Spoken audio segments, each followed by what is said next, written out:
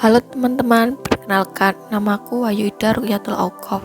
Aku peserta Latsar CPNS Angkatan 42 Pemprov Kalimantan Utara. Di sini aku akan menjelaskan tentang tugas 2 agenda 3 pelayanan publik dengan tutor Ibu Sipta Meliana SPSI MM.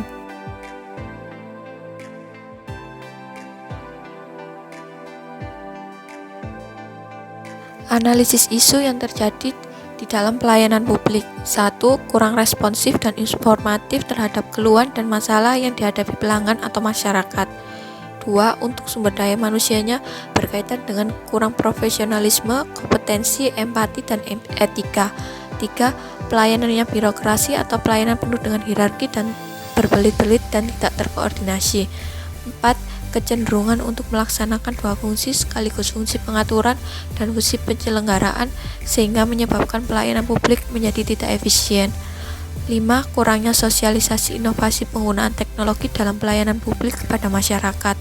6. Tidak adanya akses masyarakat untuk menyampaikan keluhan atau pengaduan terhadap kualitas pelayanan. Bentuk-bentuk pelayanan publik di instansi tempat saya bekerja yaitu Biro Umum Sekretariat Daerah Provinsi Kalimantan Utara, meliputi pelayanan penomoran surat, pelayanan stempel gubernur, pelayanan stempel Sekretariat Daerah, pelayanan SPPD dan SPT perjalanan dinas, pelayanan peminjaman ruang rapat di kantor gubernur dan Sekretariat Daerah Provinsi Kalimantan Utara.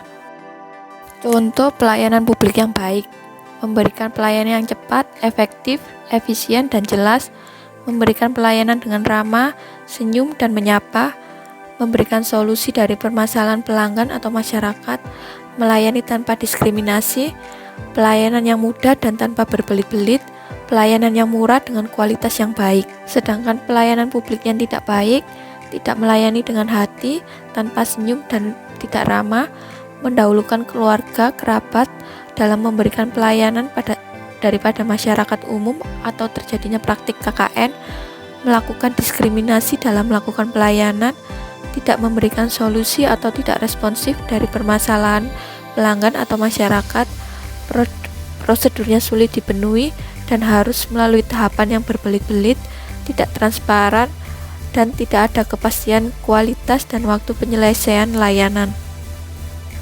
Contoh penerapan pelayanan publik yaitu 1. Adanya mobil samsat keliling untuk memudahkan masyarakat membayar pajak kendaraan bermotor tanpa harus datang dan antri ke kantor samsat. 2. Berlakunya antrian online melalui aplikasi handphone untuk penggunaan layanan pembuatan paspor di kantor imigrasi. 3. Dibuatkannya mal pelayanan publik guna memberi kemudahan, kecepatan, keterjangkauan, keamanan, dan kenyamanan masyarakat dalam mendapatkan pelayanan. 4. Pelaporan pajak pribadi atau perusahaan atau organisasi dengan menggunakan e-filing dari Dirjen Pajak. 5. Pembuatan website untuk pendaftaran pelayanan perizinan dan non-perizinan di bidang penanaman modal pada Dinas Penanaman Modal dan Pelayanan Terpadu Satu Pintu. Terakhir, adanya website LPSE untuk mendukung proses pengadaan barang atau jasa secara elektronik dapat berjalan secara lebih efisien, efektif, transparan, dan akuntabel sehingga dapat tercipta persaingan yang sehat antara pelaku usaha dan optimalisasinya belanja negara dapat diwujudkan. Tipe dan gaya pelanggan ada 4 macam, yaitu 1. Tipe dominans. Pelanggan cenderung memiliki percaya diri tinggi, menuntut segala sesuatu cepat, sangat suka memegang kendali akan keputusan, berbicara apa adanya dan langsung. Apabila tidak puas akan sesuatu hal, dia akan pergi. 2. Tipe influence. Pelanggan yang sangat baik dalam menggunakan intonasi dan bahasa tubuh saat berkomunikasi, antusias dan kreatif. 3. Tipe steady, yaitu pelanggan tidak menyukai konflik, akan dengan mudah menyetujui apa yang Anda katakan. Pendengar yang baik, cenderung membantu mempermudah proses pelayanan, tetapi agak sulit dalam mengambil keputusan. Yang terakhir, tipe komplain, yaitu pelanggan yang menuntut kesempurnaan dan akurasi yang sangat handal dalam mencari korelasi sebab akibat, berbicara dengan data yang akurat. Etiket dalam pelayanan publik ada 7, yaitu 1. Politeness, bersikap sopan yang harus diperhatikan kepada pihak lain dalam suatu komunikasi. 2. Respectful, yaitu sikap menghormati dan menghargai pihak lain atau pengguna jasa secara baik dan wajar. 3. Attentive, sikap penuh perhatian yang diperhatikan kepada pihak lain dan diperhatikan secara baik dan wajar. 4. Kooperatif, sikap suka menolong pihak lain yang memang membutuhkan pertolongan. 5. Tolerance, sikap tenggang rasa terhadap orang lain.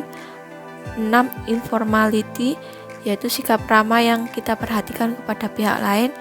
7. Self-control, yaitu sikap menguasai diri sendiri dalam mengendalikan emosi di setiap situasi.